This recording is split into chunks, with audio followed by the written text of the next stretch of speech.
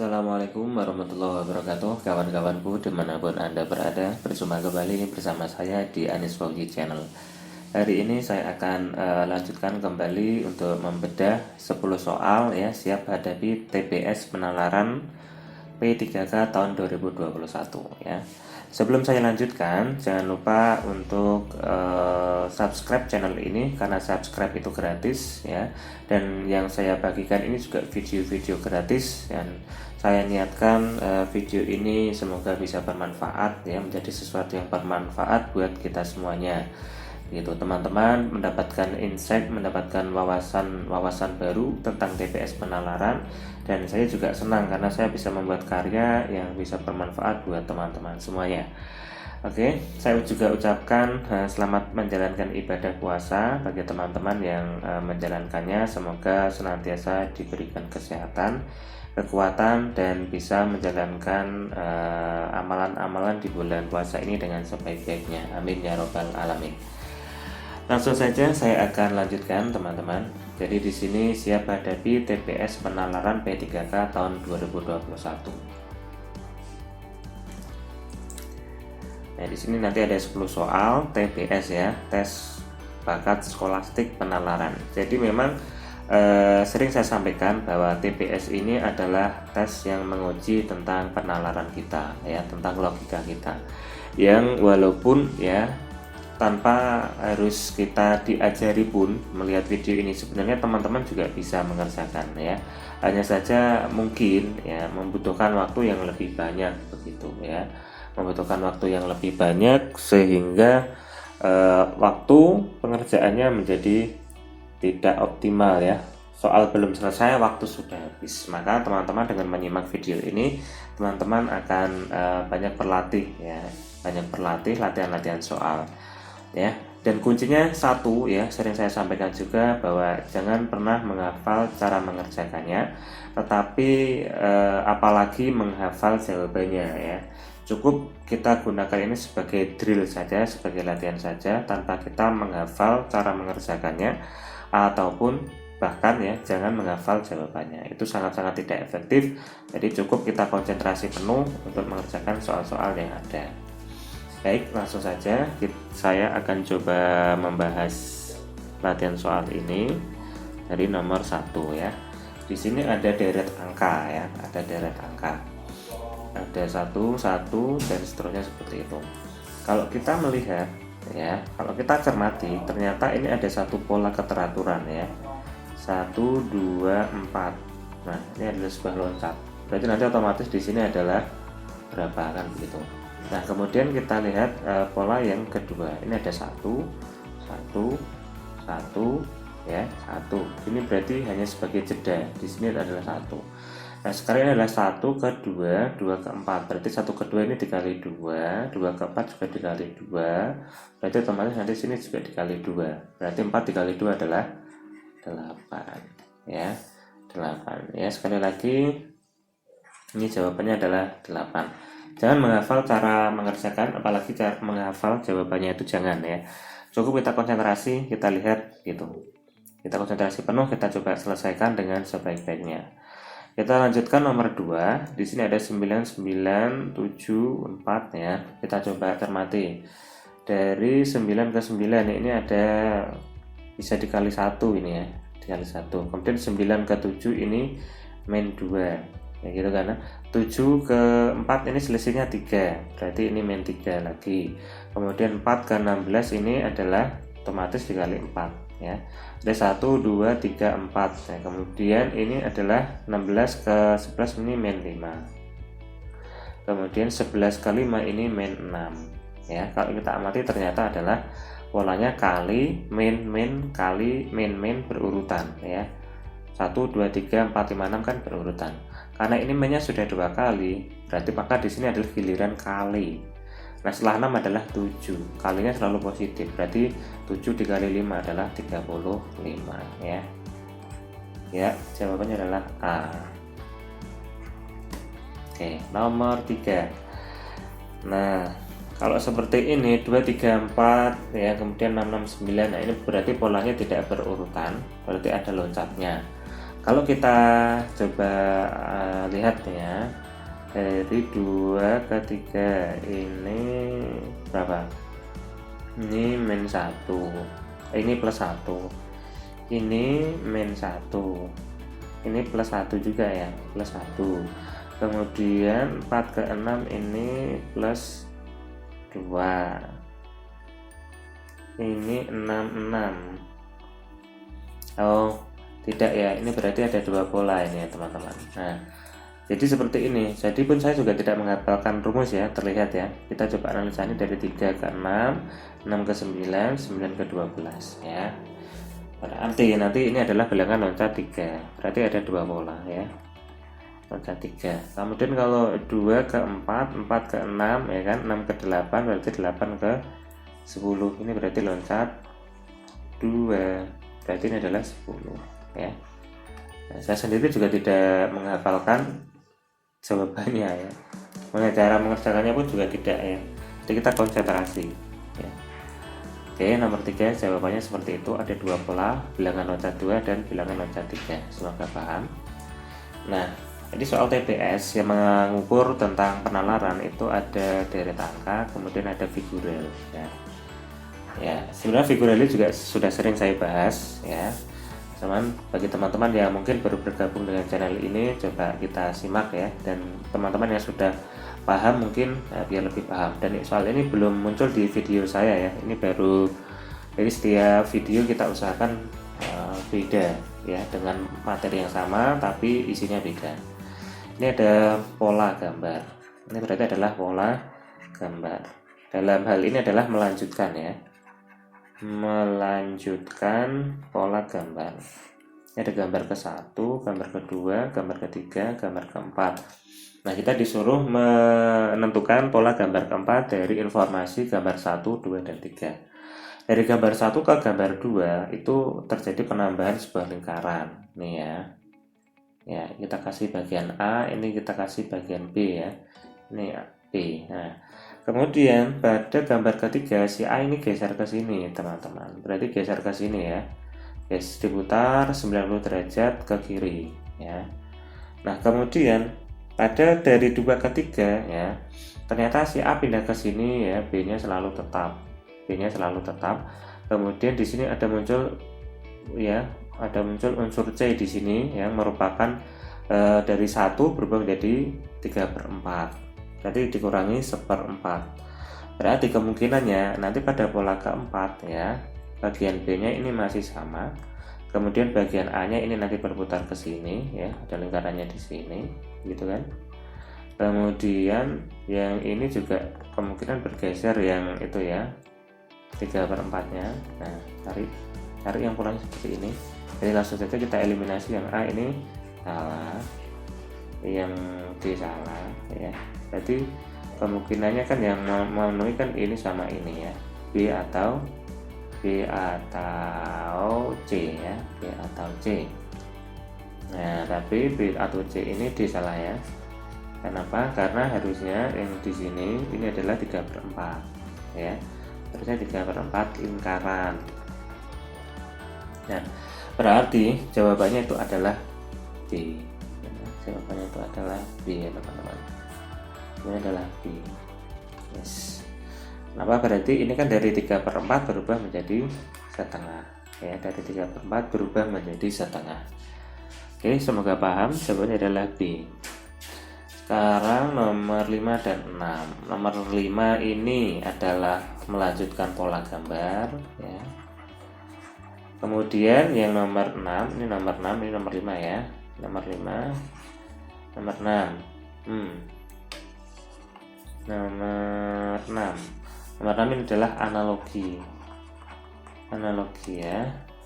Nomor 5. Nomor 5 kita lihat per itemnya. Jadi perubahan 1 ke 2, 2 ke 1 ke 2, ke 3 ke 4 gitu ya. Dari pola 1 ke 2 ke 3 ini yang selalu sama apa lingkaran kecil ini teman-teman. Jadi nanti otomatis lingkarannya ada di sini ya. Jadi lingkaran kecil ini kita kasih nama A. Ini A, ini A gitu ya, biar untuk memudahkan. Kemudian dari 1 ke 2 itu perubahannya ini, bagian B ini. Bagian B ini geser ke pojok-pojok, turun ya, ini turun ke sini. Berarti nanti bagian keempatnya berarti yang bagian ini yaitu nanti ada di sini. Iya. Nanti cari yang ada di sini.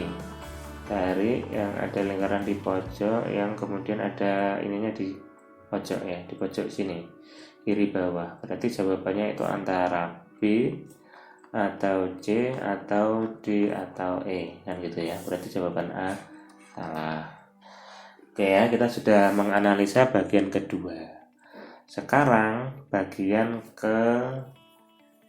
ketiga. Bagian ketiga kita kasih nama C gitu ya. Ini C. Bagian C-nya ini ternyata dia turun nih, turun ke sini ya. Kemudian bagian berikutnya naik lagi ke atas ya. Berarti nanti bagian C yang pola keempat berarti ada di sini. Cari yang ada di sini. Berarti jawaban E salah. Kan gitu ya. Kita sudah step-stepnya begitu. Ini untuk latihan ya. Jadi kita mengerjakannya pelan. Kemudian pola yang berikutnya ini sepertinya ya. Pola yang ke D ini. Nah, D ini pada gambar 1 nampak nempel dengan segi 4 di sini sehingga nampak sebagai sebuah persegi. Nah, perubahan dari 2 ke 3 ini ternyata naik ke atas ya, naik ke atas dan perginya selalu ke pojok-pojok berarti dari segi bentuk segi ini ya seperti L ini nanti dia akan ke sini.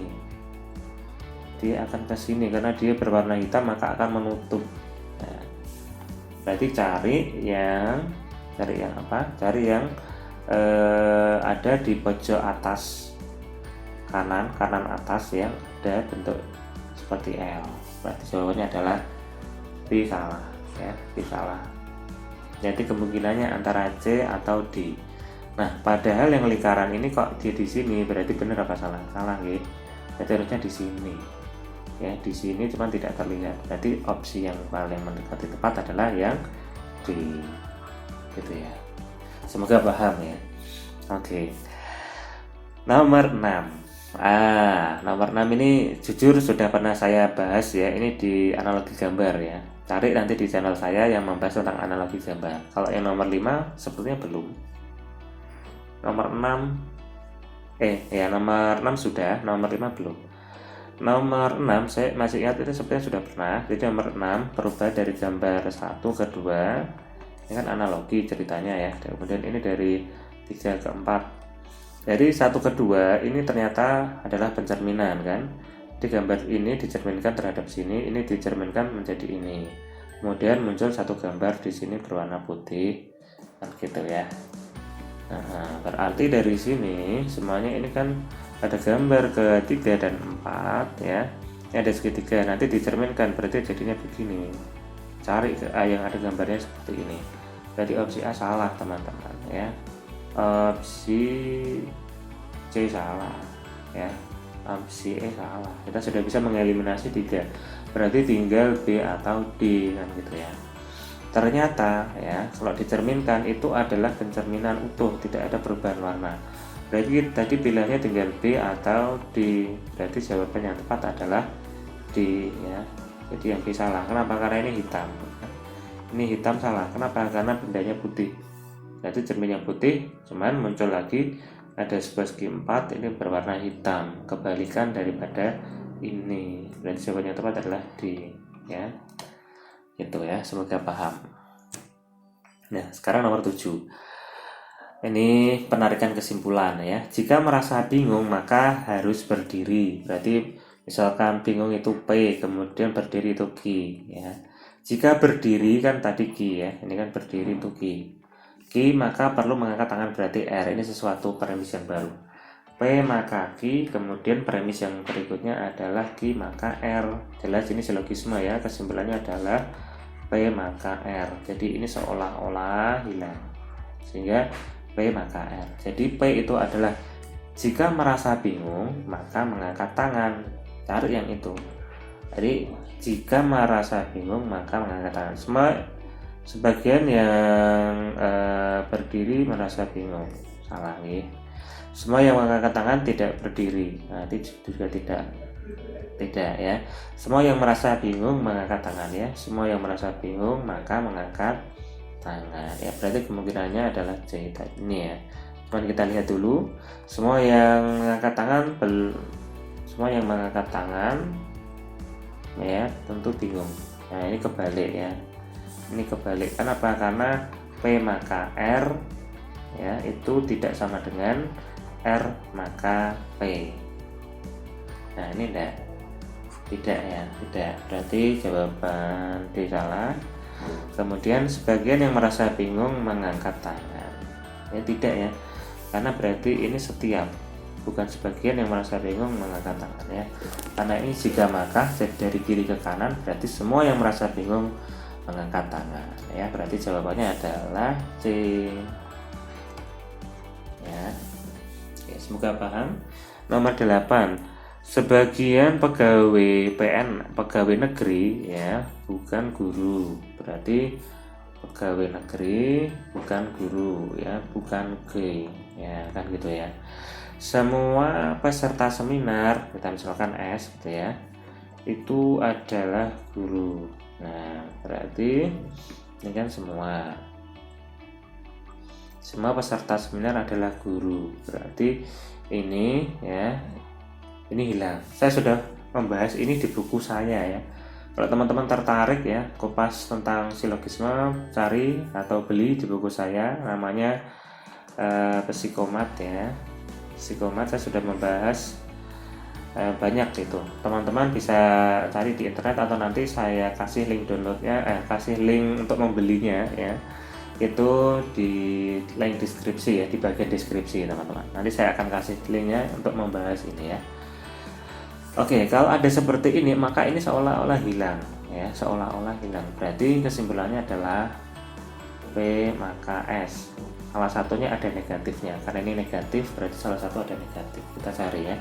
P itu PNS. Semua guru sekolah dasar adalah peserta seminar, tidak ya.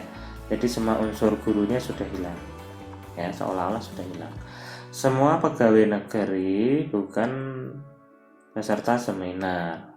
Nah, ini juga semua pegawai negeri bukan peserta seminar. Tidak ya, karena ini pegawai negerinya menggunakan kata sebagian ya. Menggunakan kata sebagian berarti ini salah ya. Sebagian pegawai negeri adalah guru sekolah dasar. Tidak, karena ada negatifnya ya. Berarti ini tidak. Sebagian pegawai negeri bukan peserta seminar. Nah, ini ya. Jadi ini adalah sebagian pegawai negeri bukan peserta seminar. Kan kalau ada salah satu negatif maka kesimpulannya juga ada negatifnya ya. Nah, nomor E ini kepotong soalnya ya, jadi ini juga salah, sehingga jawabannya tepat adalah D. Sebagian pegawai negeri bukan peserta seminar ya. Sebagian karena ini menggunakan kata sebagian bukan semuanya. Semoga paham. Nomor 9. Banyak penyanyi baru yang memulai karirnya lewat ajang pencarian bakat. Kemudian ada pernyataan kedua, stasiun televisi sering menayangkan acara ajang pencarian bakat. Manakah pilihan di bawah ini yang menggambarkan hubungan pernyataan 1 dan 2? Kita lihat ya, pernyataan 1 adalah penyebab dan pernyataan 2 adalah akibat ya. Ini tipe soal baru dari dua video saya sebelumnya.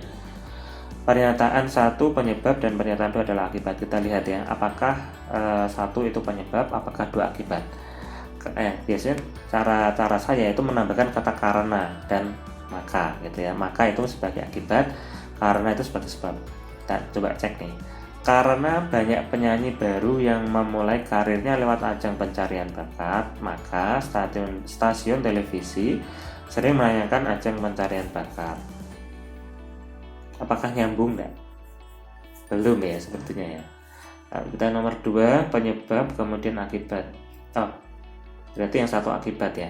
Karena banyak penyanyi baru yang memulai karirnya lewat ajang pencarian bakat, maka berbalik. Kita opsi yang akan tadi salah ya. Kita coba terapkan untuk opsi yang kedua. penyebab, dua itu penyebabnya. Karena stasiun televisi sering menayangkan ajang pencarian bakat, maka banyak penyanyi baru yang memulai karirnya lewat ajang pencarian bakat. Ini juga tepat ya, kurang tepat ya. Kenapa? Karena stasiun televisi kalau membuat acara itu pasti targetnya apa? Targetnya adalah penonton. Ya. Targetnya adalah penonton. Ya. Targetnya adalah penonton. Siapa penonton televisi? Masyarakat. Gitu ya. Nah, berarti kalau stasiun televisi sering menayangkan acara ajang pencarian bakat, berarti minat masyarakat tentang kegiatan itu adalah tinggi. Ya. Sehingga menyebabkan poin kedua. Nah, kalau banyak penyanyi baru yang memulai karirnya lewat ajang pencarian bakat, nah ini karena masyarakat itu sering atau suka ya, karena masyarakat sebagai penonton ya, kalau kita cermati kan begitu, masyarakat sebagai penonton ini dia minat ya atau punya ketertarikan pada ajang pencarian bakat ini ya, sehingga banyak penyanyi baru yang memulai karirnya lewat ini. Jadi kalau kita amati ternyata 1 dan 2 itu adalah akibat ya, adalah akibat dari satu penyebab yang sama. Penyebabnya apa ya? Animo masyarakat untuk ajang pencarian bakat itu tinggi. Berarti jawabannya adalah akibat dari suatu penyebab yang sama. Berarti jawabannya adalah E ya teman-teman. Jawabnya apa? Oke. Ini jawabannya penyebab yang sama. Oke, semoga teman-teman paham.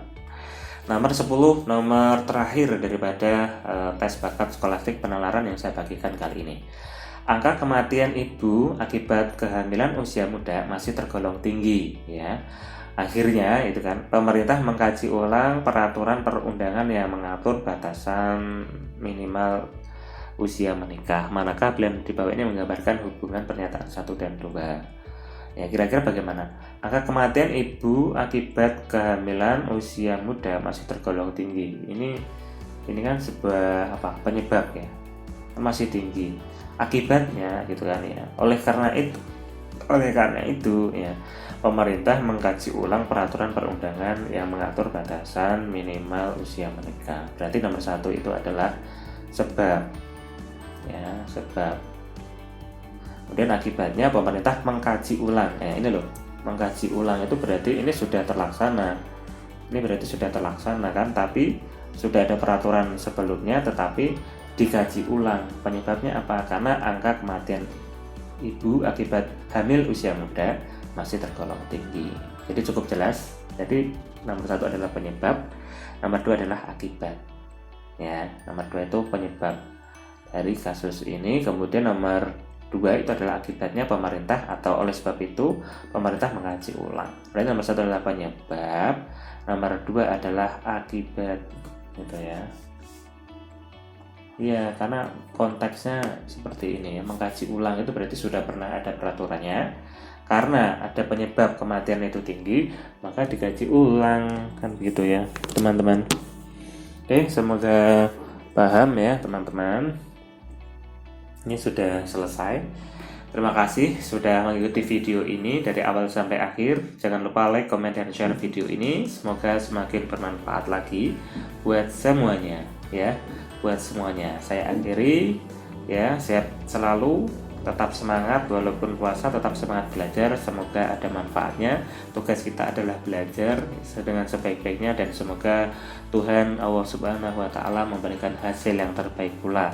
Amin amin ya rabbal alamin. Saya akhiri. Wassalamualaikum warahmatullahi wabarakatuh.